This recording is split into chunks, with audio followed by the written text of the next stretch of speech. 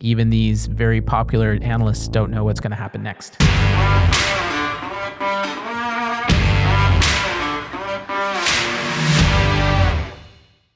Yeah, that's very interesting. This clearly says we don't know what's going to happen next. So let's see.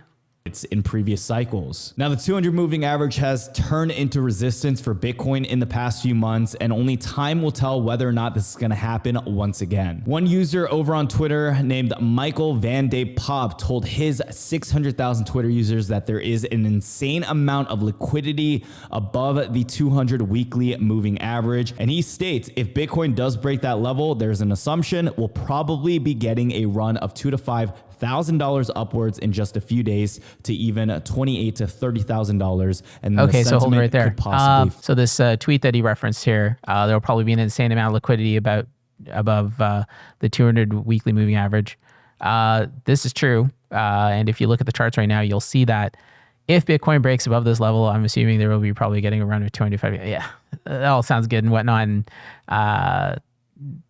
again, we just don't know. And actually, this is from July 7th.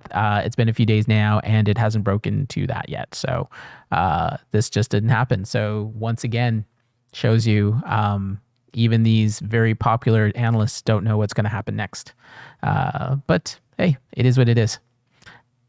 Let's keep going. So even amidst this bear market, just knowing that we have the possibility of seeing green within the market shows that there is hope, and there is always the opportunity that things can get better. Now, on top of that, the biggest headline for today that I want to start with before we get into the Celsius update is just talking about Voyager. So the FDIC went ahead and launched a full investigation into the now bankrupt company Voyager for allegedly deceiving their users. Now, the FDIC, for anyone who doesn't know, is a consumer protection agency. Okay, hold it right there.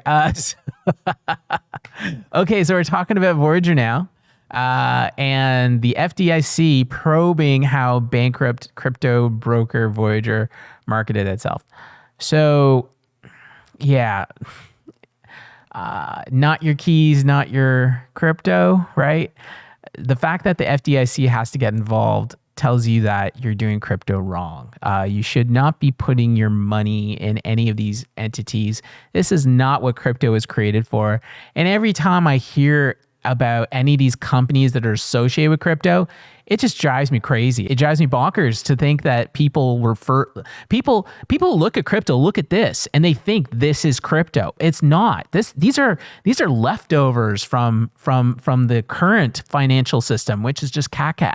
It's just done. So why do we even call these companies crypto companies? We got to get a new name for them. What if we call them like old, smelly financial system broker Voyager? How about that? Let's call it that, because that would be more accurate to how they operate and what they are versus calling them a crypto broker. Because crypto broker, that's like an oxymoron. What the hell is that? I don't even get it. So yeah, again, with these headlines, let's just stop calling them crypto companies of any kind, because if that's what you're doing crypto wrong. The whole reason for crypto to exist is because there's no middlemen. And yet here we have these parasites that are middlemen all over the place calling themselves crypto companies. It's crazy. I don't get it. Anyways, I know I digress, but this is what we're dealing with now. And these are the headlines. And this is what crypto is being presented as. And FDIC is getting involved. If you got regulators involved, you're doing crypto wrong. So that's it. I'm done. Supposed to be looking out for the people. They oversee financial institutions, which often include banks, and it is for the safety and often for the protection of investors in the event of any type of bank failure. Now, if you guys have heard of the word FDIC, it usually comes from that one line where your money is backed or insured by the FDIC to a certain amount, usually around $250,000. Now, Voyager Digital, the Toronto-based crypto firm, reportedly marketed that the firm was covered by FDIC insurance through its partnership with a bank called Metropolitan Commercial Bank. Now, in a blog post dating back to December 2019, Voyager actually explained that the FDIC insurance covers both Voyager and its banking partner failures. They even stated in that original blog post. Again, this is hilarious. So you want to get away from the banking system, So you put your money into Voyager, who is FDIC insured, so that your money's going right back into the financial system, the same as the banking system. What are you doing? What are you doing? I don't get it. I don't get it. And yet this is supposed to give people a surety of some kind that they're supposed to have their funds be more safe.